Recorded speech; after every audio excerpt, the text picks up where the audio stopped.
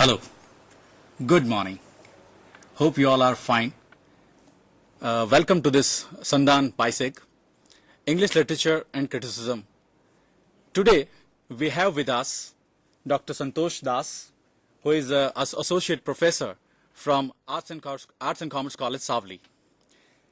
Another guest or subject expert today is Dr. Deeptha Achar. She is also an Associate Professor from MS University. Today, we are going to discuss on the rise of the English novel. So, we have the experts from, wonderful experts from Gujarat. So, let's without wasting time, listen to them. Good morning. And what we are going to do today is to discuss the novel. And I'm sure all of you who study major English and also English as a subsidiary subject will at some point be studying one novel, two, or maybe even more. But in order to think about the novel, we really need to understand what is the novel. Santosh, can you tell us a little bit about what the novel is? When we are talking about the rise of the novel, the first question that confronts us, is what is a novel? And novel, as we know, those who are doing their major in English, they know that the novel has many definitions. Please look at the slide. There is no one definition which will satisfy you entirely, because this is a form which has grown over 300 years. And many literary writers, historians, critics have defined it differently. And there is one definition differs from another because the literary historians or literary critics' understanding of the history of the form is different. But what we have on the slide are three definitions. The first definition, as you can see on your screen, it reads an extended fictional work in prose, usually in the form of a story. So look at this definition, and you can read that this is the first definition talks about an extended fictional work. That means it's a long fictional. It has to be long, and it has to be in prose, and it usually tells a story. And the second definition, as you see it, it says that the novel is fresh, something new, and something original, and of a kind not seen before. So it is, as you can see, the novel also means new. Yeah. The word, the meaning of novel means new, and so these are very precise definitions, and you can see that every word means a lot to the definition of the novel. So look at the third definition, which is on the screen. It reads, a novel is a printed and a bound book, which means it has something to do with the rise of the novel, or the novel form has something to do with the print culture, the production of books. So these are some of the definitions which will help you to understand the complexity surrounding this form that we call the novel. But when we look at the novel form, we also look at what is the novel in literature. If you look at the novel in literature, you find that it has a very special meaning. Novel also means fresh and new, as Santosh told you, but it also has another meaning.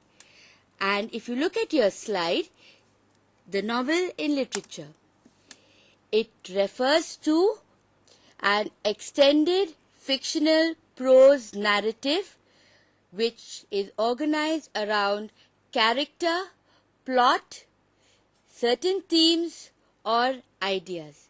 So one of the most important features of the novel form is the idea of characters in a plot which tell us about some theme or idea.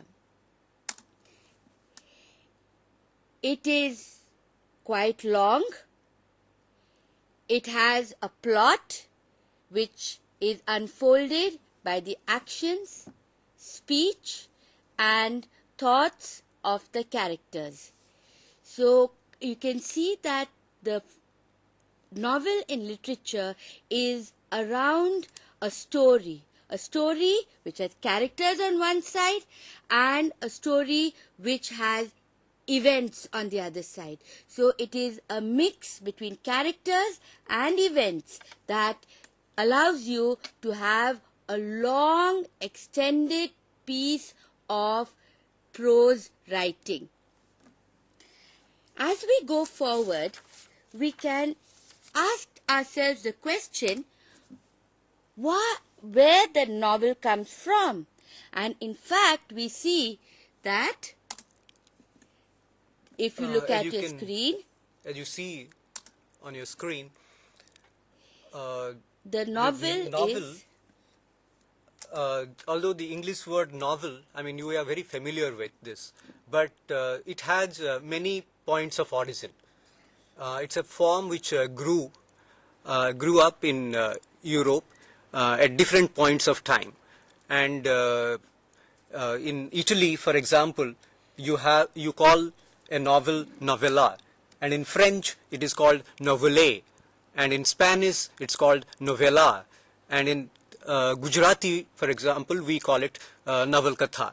So novel as a form has different points of origin, and novel, when we are talking about the English novel, we should keep in mind that it's a novel, it's a form which grew in Europe at different points of time, and it also came to India.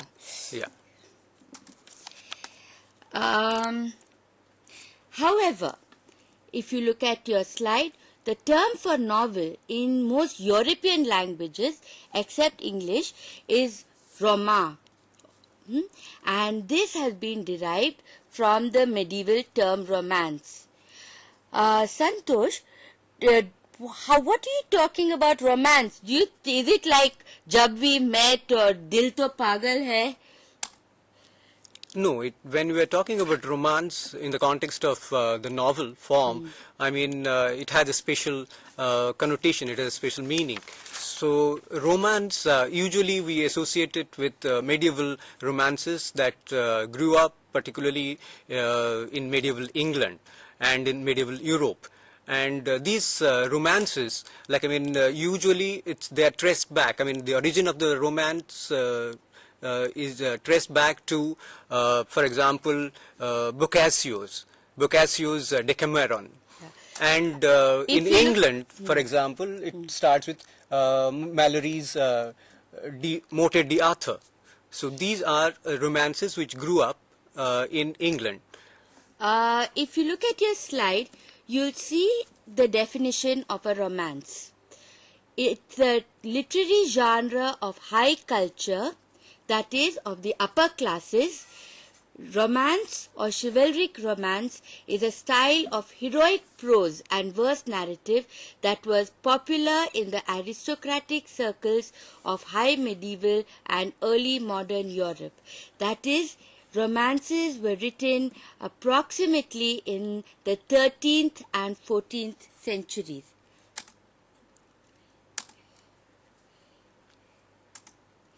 They were fantastic stories. That means they were not real. And they told stories about the supernatural and grand and great heroes who had superhuman ability, who often went on a quest or a journey in search of something or the other. Or fought with a monster or a giant. Yes, indeed. And what did they do? If romances told fairy stories and stories of history, but by the 17th century they were completely out of fashion and a new style of writing came into being. So, Santosh, can you tell us a little about this new kind of writing? Yeah. But before that, perhaps you could tell us about classical romances? Usually, literary historians working on this literary form called novel usually trace it back to medieval romance, but some of them trace it back to almost the classical times. For example, some have traced the origin of the novel back to the classical romances of, for example, Ethiopoeika and Heliodorus, and Daphne and Chole by Longus, and the Golden Ass by Apuleius. But all these contain some basic elements of novel as we understand them today. Yes. So the origin of novel usually it's traced back to the romances, either the medieval romances or the classical romances. Now, if we look at the differences between novels and romances, we have to notice that there are some really important shifts which happen in the novel form. The romances were quite different from the novel form, just as a love story can be quite different from an action movie. So, if you look at your slide, you will see two quotations which can tell you about the difference between the romance and the novel. Santosh, can you read out the characteristics of the romance? This is actually a quotation which we have taken from Congreve's Incognita. Yeah. Congreve, we know him as a dramatist, but actually he is the one who has written the first novel. He has in fact called this his Incognita a novel. So in that book he writes, romances are composed of the constant loves and invincible courage of heroes and heroines, kings and queens, mortals of the first rank. I mean, that's how he defines the Romans. And he defines the novel away from the Romans. And he says a novel is, he says novels are of a familiar nature. They come near us and represent to us intrigues in practice. They delight us with accidents and odd events, but not such as are wholly unusual.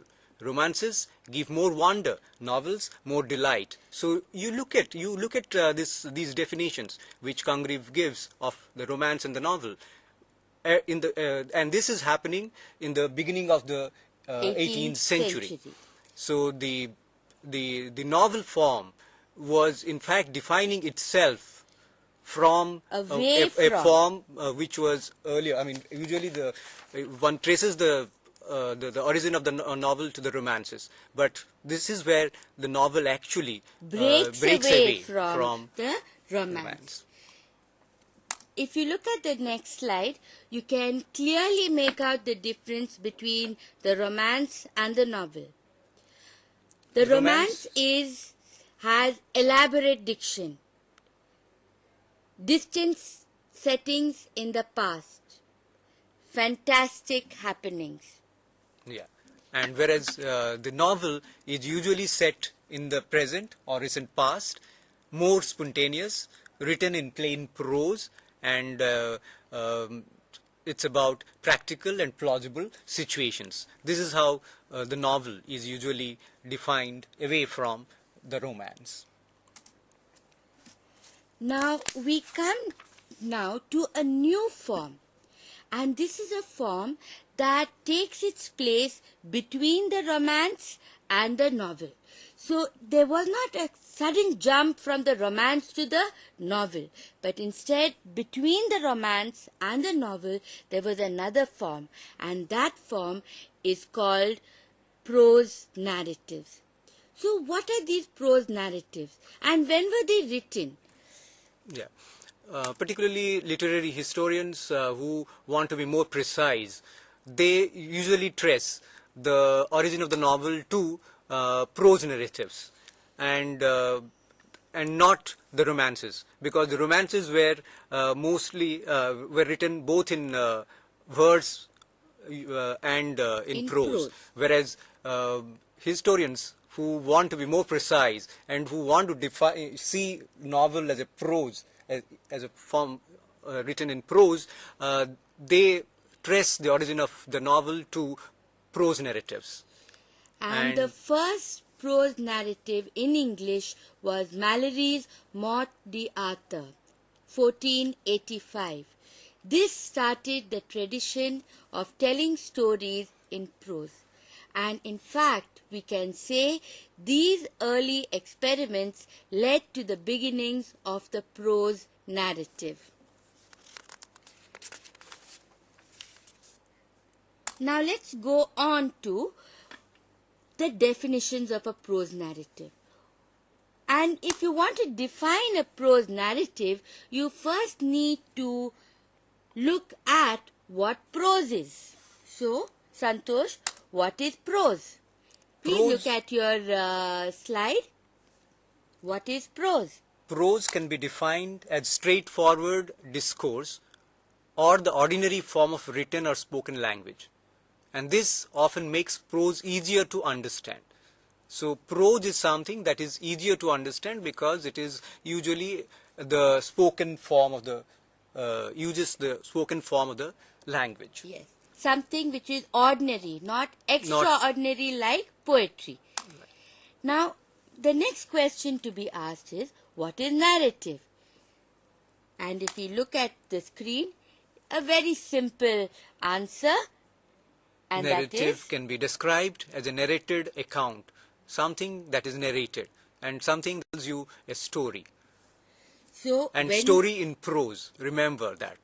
a prose narrative is, therefore, if you look at your screen again, a prose narrative, the definition of the prose narrative is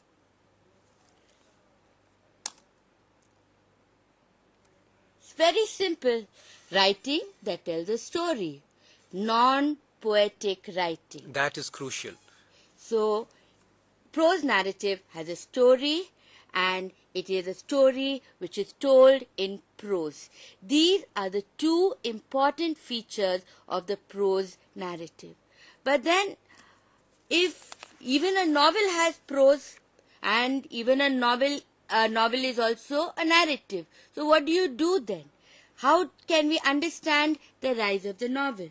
So if as Santosh has told you earlier, the novel as a form is something that grew in Europe. And mostly, if you look at the history of the novel, you find that Italy and Spain were ahead of the rest of Europe. And even France had the great Rabelais, who wrote Gargantua and another novel called Pantagruel as early as 1534. It was only much later that England got its novels. But before that, something else was happening in England, and that was a long tradition, a really long tradition of prose narratives in England. So, if you look at England, we have right from the 16th century a whole lot of prose narratives being written, and these are just a few of the important ones. So, right from Lyly to Congreve, prose narratives were thriving right from the 16th to the 18th century. But in the 18th century, we have a dramatic turn, a shift, something which moves away from a prose narrative into something else, and that something else is the novel. So we have to ask ourselves, what is the difference between a prose novel and prose narrative and novels? So Look you at can your see, screen. prose narratives are defined, they have this following characteristics. The first one is lack of realism. They are not very realistic. And the other characteristic is improbable stories. They tell us very implausible, improbable stories, and their style is very theatrical.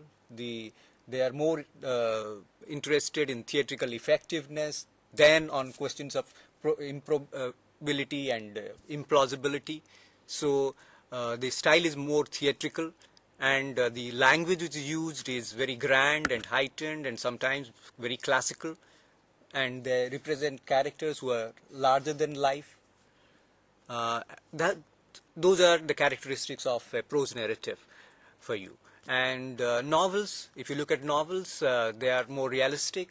They depict life as it is. The real life, and they tell us very plausible stories, not very fantastic, not absurd stories. And the style is very natural, and as we said, they use ordinary day-to-day prose. Language.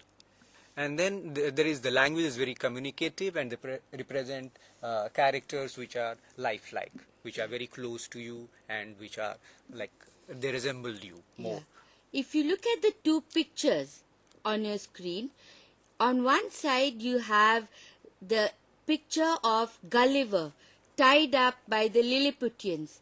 This is an unreal situation when you have a very large giant and very small men. This is an example of lack of realism. On the other side, you see the image of Robinson Crusoe, and he seems natural, lifelike, and we can imagine ourselves to be in his place as well. And it is an interesting, the way you have juxtaposed these two novels. Yeah. Gulliver's Travel on the one hand and Defoe on the other, Robinson Crusoe. These are very crucial juxtapositions in the sense that's why novels, when we talk of the first English novel, though Swift's Gulliver's Travel was published earlier to Defoe's Robinson Crusoe, nobody traces the origin of the novel or the first novel as the Gulliver's Travel. Nobody talks about this. Whereas people talk of Robinson Crusoe as the first English novel. But if you look at the similarities between novels, prose narratives and romances, you find that it's not true that novels, prose narratives and romances only have differences. They have very important similarities as well. Yeah, they are mostly in prose. Of course, you have some verse romances, but mostly they are written in prose, and they are fictional, and all of them they tell stories, and all carry elements of plot, character, location, and diction. They have a particular. So if you all have a paper and pen handy, this is the time to note these similarities down. Prose, fictional character, tell a story, elements of plot, character, location and diction.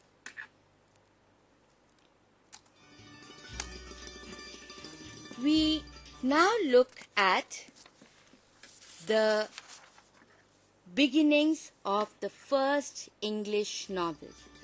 When were the first English novels written? Santosh, can you tell us something about this? The first English novels were written in the first half of the 18th century. Of course, when we are talking about the rise of the English novel, usually the century that comes to you is the 18th century. But mostly the first early novels were written in the first half of the 18th century. And in fact, Congreve, as I told you earlier, he wrote his Incognita, and he called it a novel, and in his preface he has made the distinction between a romance and a novel, and we saw that.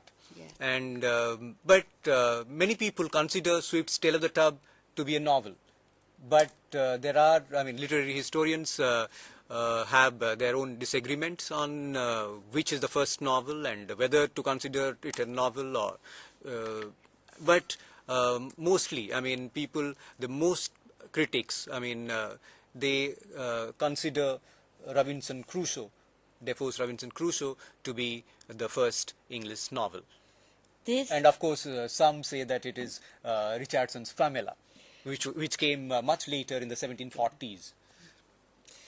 1719, the year of the publication of Daniel Defoe's Robinson Crusoe, is considered to be a red letter day for the publishing of novels in England.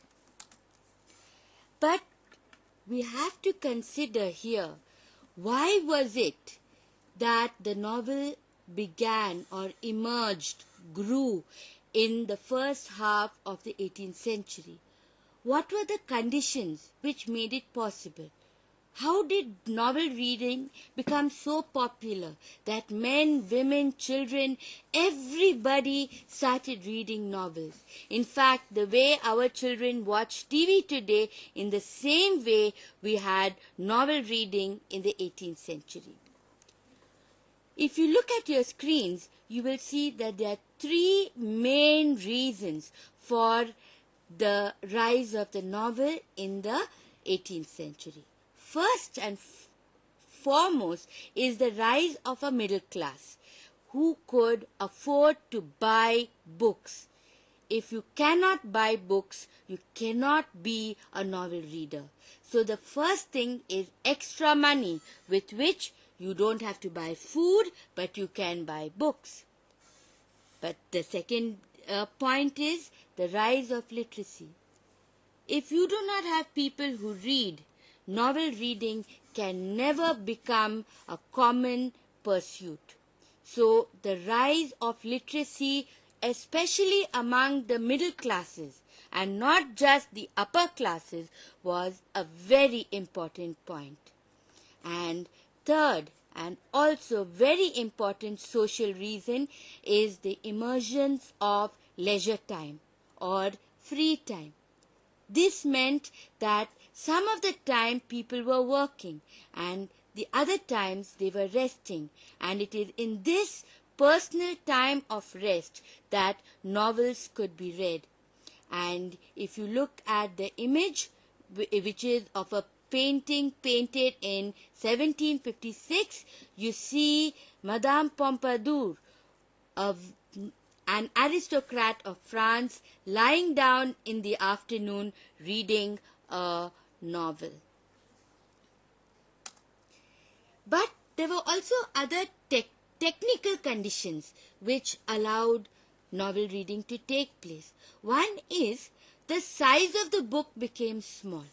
If the book was very, very large, it's impossible to sit in the afternoon and read it. So the size of the book became small and it became easy to hold and read. The second reason is that books became cheaper, partly because the price of paper fell. And thirdly, since many people were buying books, because of the quantity of books being sold, that was a third reason for books becoming cheaper. So these were the historical conditions which led to the rise of the novel in the 18th century. Now, Santosh, if you look at the next slide, who were the most important writers? Can you tell us? The writers who came in the first half of the 18th century, whom we call early novelists, they were, I mean, five of them. I mean, we have listed five major, the big five, we would say. Walter Allen calls them big four. Actually, he excludes Defoe from his list, and he keeps Fielding, Richardson, Sterne, and Smollett. But we have included Daniel Defoe, and we have five important major writers, all coming almost in a span of 40 years. So it was a great time for the novel. In the next few slides, we are going to give you a little bit of information about the writings of these 5 authors. The first, Daniel Defoe.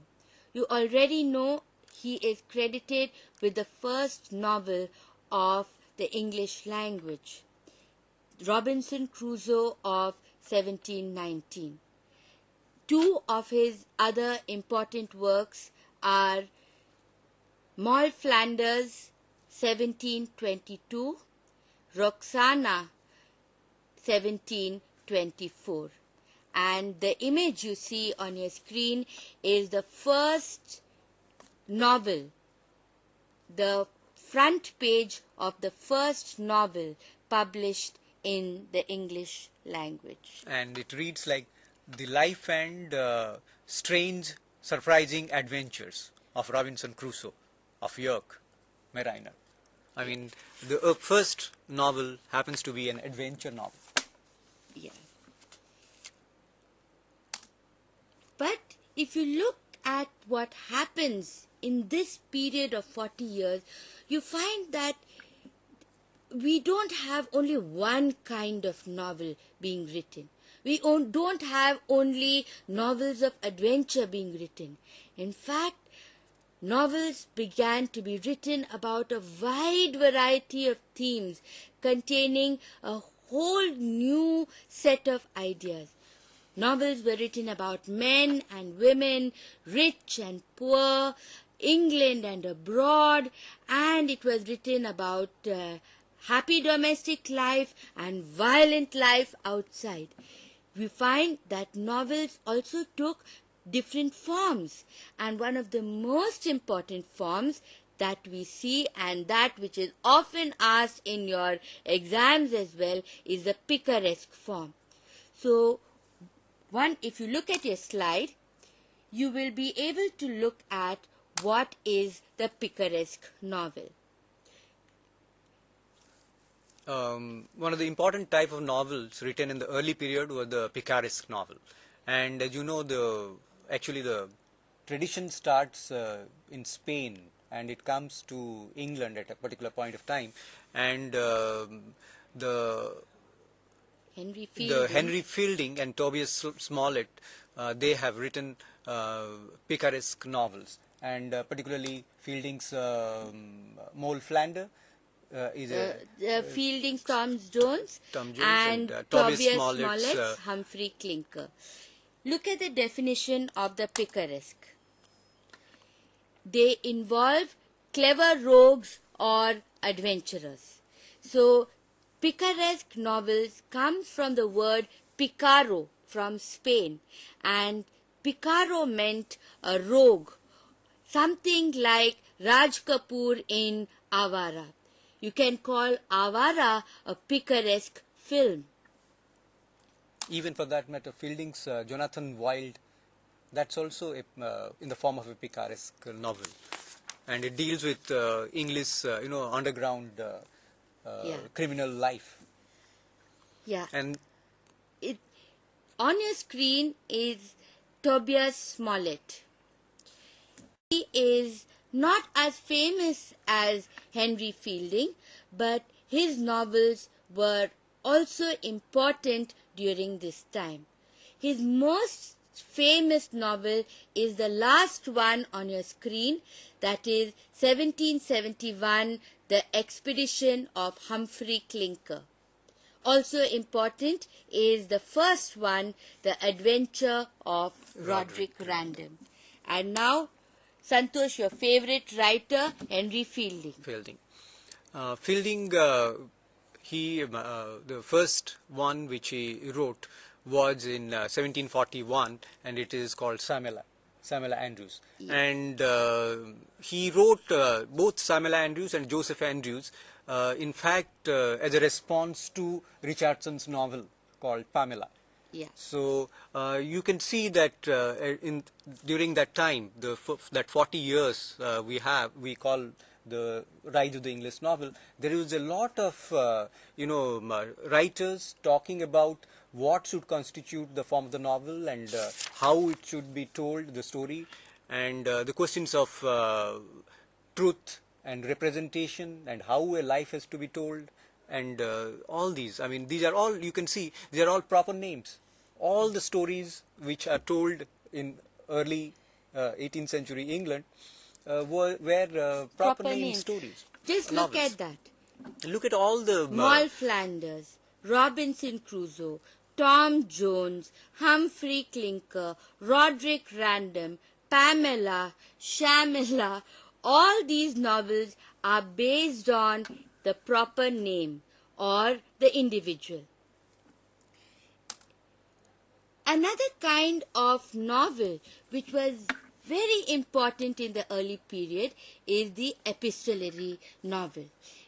Do please write these two words down, picaresque and epistolary. Epistolary refers to a novel written as a series of documents, usually letters. So the whole novel is composed of letters written by one person to another. Sometimes epistolary novels have both the letter to a person and a letter from a person. But the most important point is that the whole novel is composed of letters alone.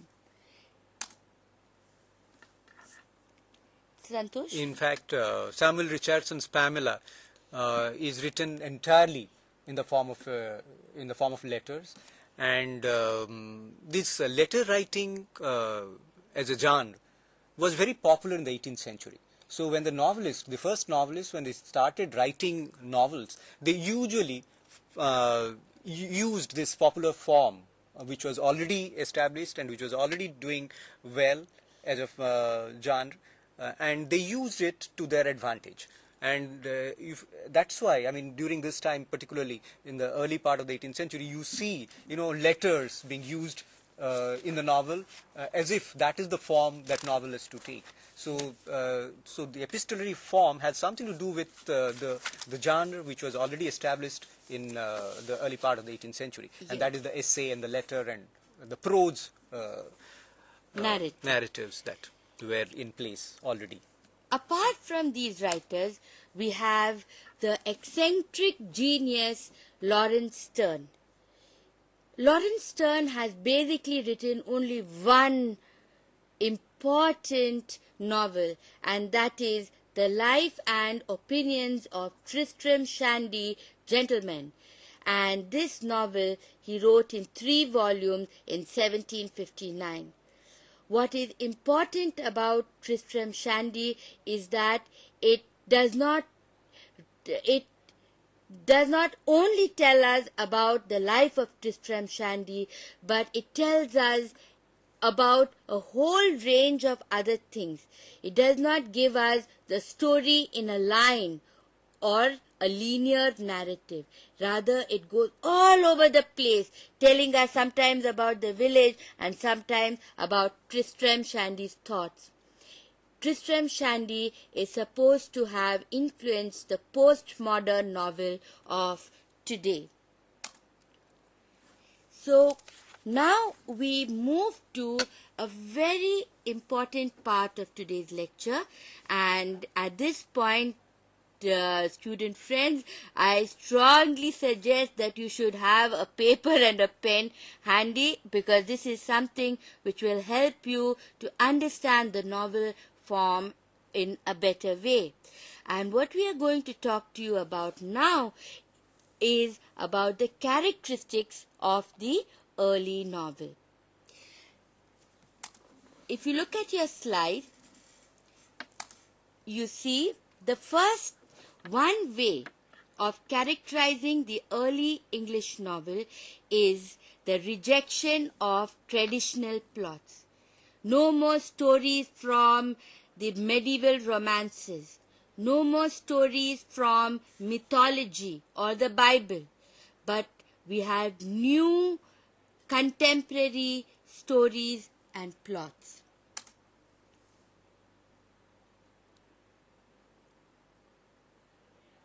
The second characteristic is that authors were deeply self-conscious. They knew they were writing something new. They were self-conscious about the fact that they were writing a new type of work, and they insisted on their own originality. That's why you traced Tristram Shandy back to, traced it to the development of the modern, postmodern novel. In fact, Tristram Shandy is a novel which talks about novel writing. So it is a very self-conscious mode of writing, and it was there in Tristram Shandy back in Lawrence. And also the example we gave you earlier, our man Henry Fielding wrote a novel, Shamila, as a response to Samuel Richardson's Pamela. So you can see that there's a lot of dialogue which is happening about the novel during this time. The next characteristic of the English novel is particularity. That means it gives careful characterization and presentation of the background. The background is not vague, but it is clear.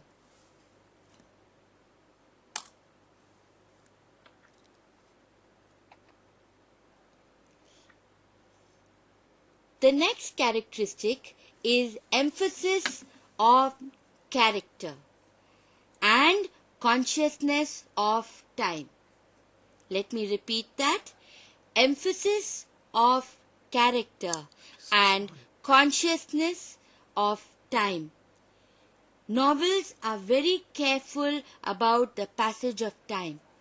They are also careful about the development of character in each of these novels. For the first time, memory begins to play a role in literary writing.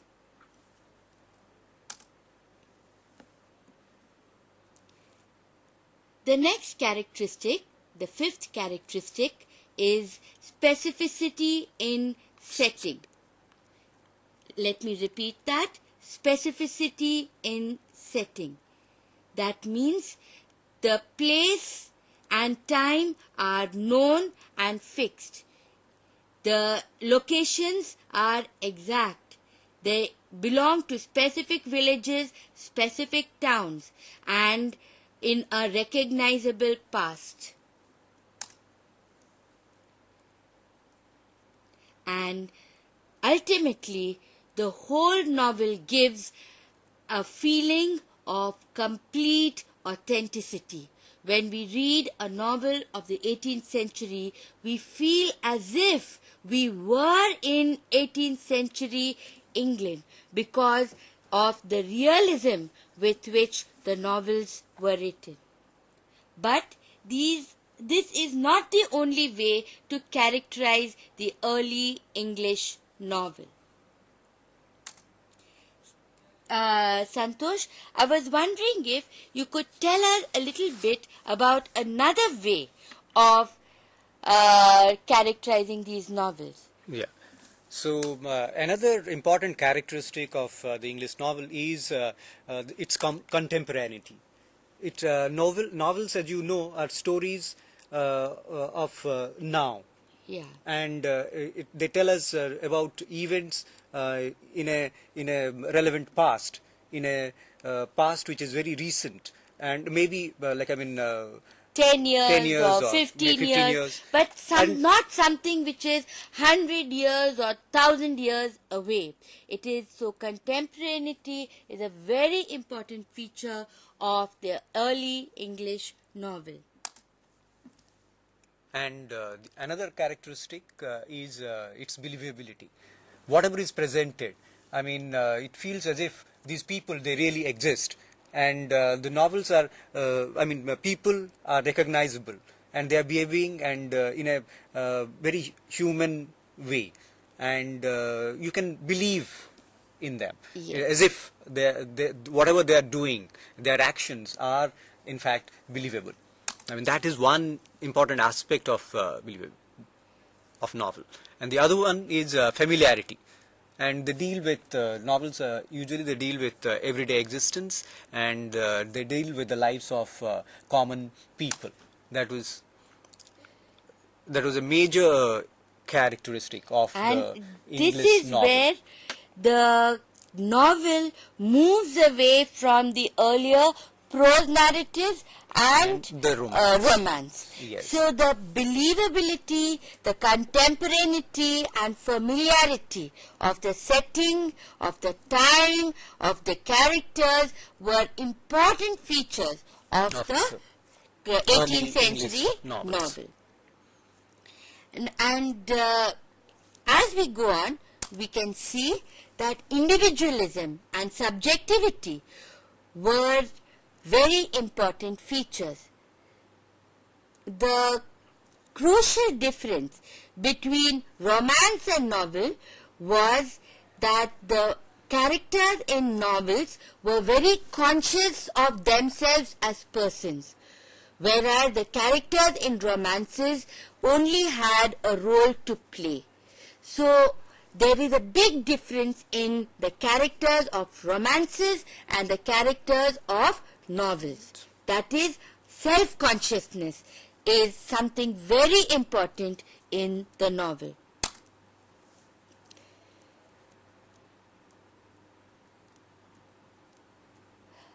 If you look at your screen, you will see object of identification. That is, the readers of the novel felt, because the novels were written so believably, readers felt that I can feel what the heroine is feeling, or I can feel what the hero feels. It is, we don't feel that they are far away and separate from us. We feel that the characters are like us and we can feel their feelings. So there was a great closeness between readers and characters. And don't forget, these readers, who were these readers? These readers were, from the middle class. So the middle class life was the stuff of the novel. And that's why usually the middle class was able to identify itself With the middle class setting, the middle class characters and life in middle class England. households.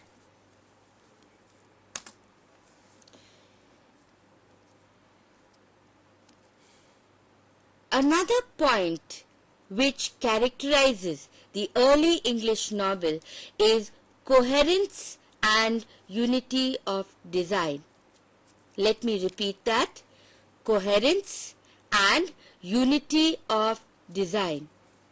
That is, there is a sense that the novel is constructed into a systematic whole.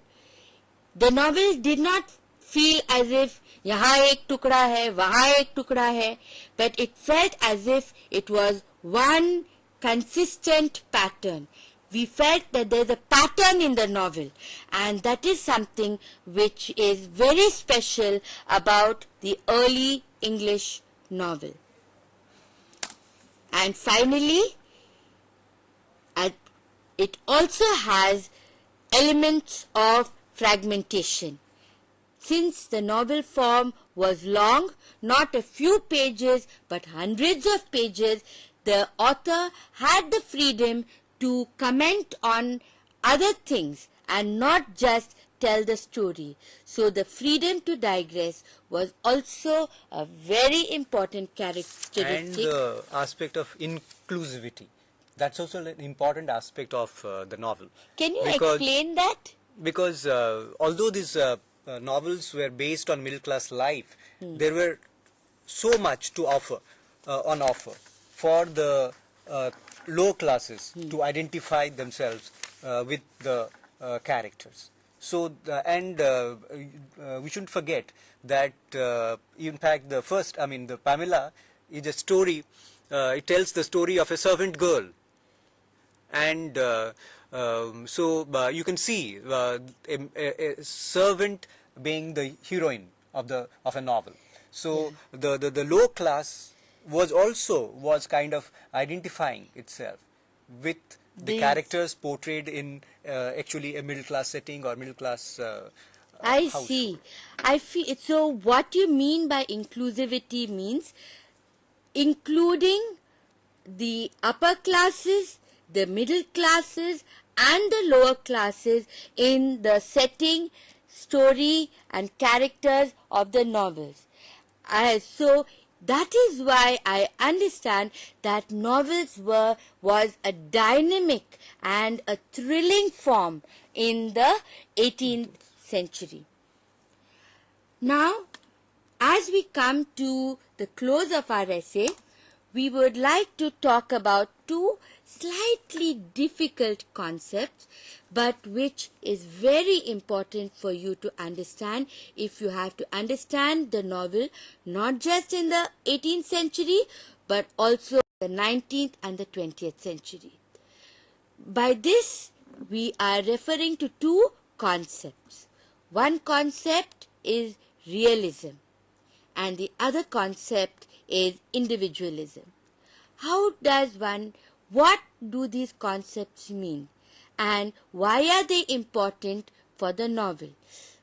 Once we cover these two topics, we will stop and you could ask us any questions if you have any. So, let's go now to realism and the novel. If you look at your slide, you look at the concept of realism. What is realism? It is a theory or practice of being true to nature or showing real life, accurate representation without idealization of everyday life. That is, to tell the truth about the world, not to show a rosy picture of the world. 18th century works of Defoe, Henry Fielding, Tobias Smollett are among the first examples of realism. One thing that happened through realism and the novel was that realism became the method or the convention for writing novels. So much so that the novels were so authentic that people started confusing between fact and fiction. Many of the novels that were written in the 18th century called themselves histories. Now, we all know that histories represent facts, whereas literature represents fiction. But realism allowed these realistic novels to be called histories of various characters. Now, if you look ahead,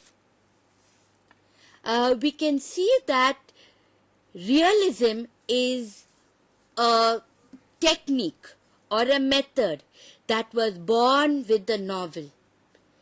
There is realism in films also, but it is in the novel form that it was born.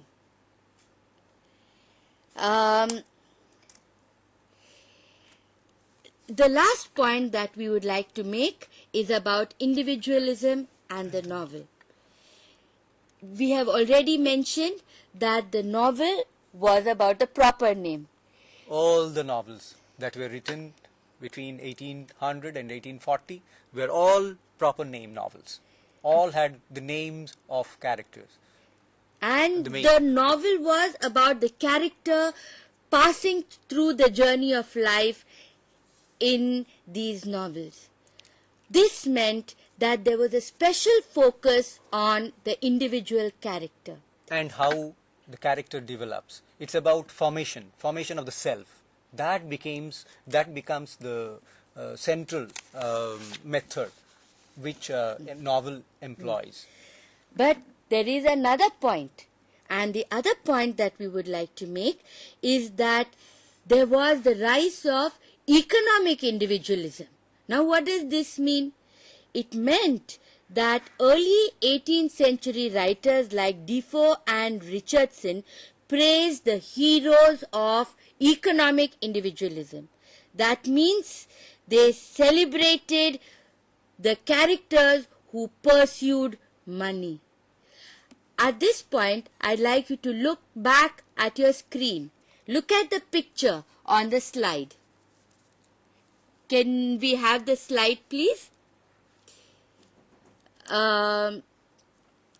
This is a picture which was portrayed in the 18th century. It's called Gin Lane, and it shows a horrible picture of a child who is falling off her mother's breast. But the mother is not interested in the falling child, but she is greedily absorbed in counting her coins. So this economic individualism led to the breakdown of family values, and some of the important themes in the novel of the 18th century was the breakdown of family values and the rise of economic individualism.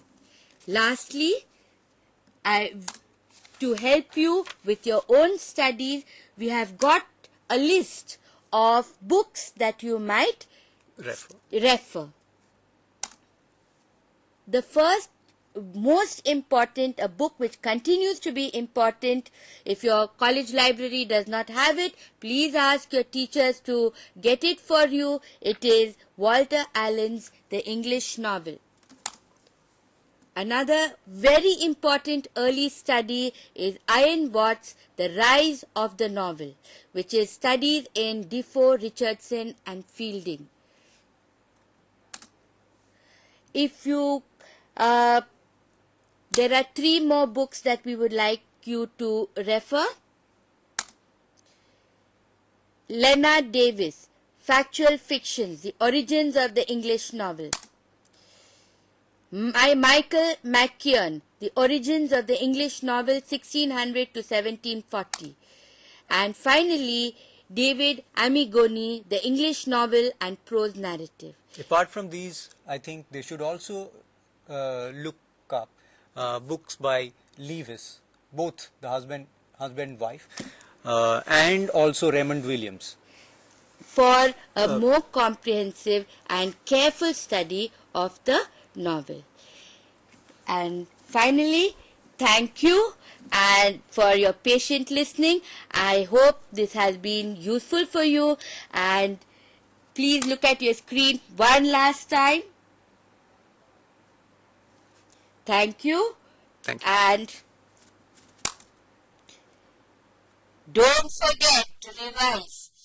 Information is hard to keep in mind, and the only way you can keep information in mind and understand the concept is to revise 2 or 3 times and practice writing.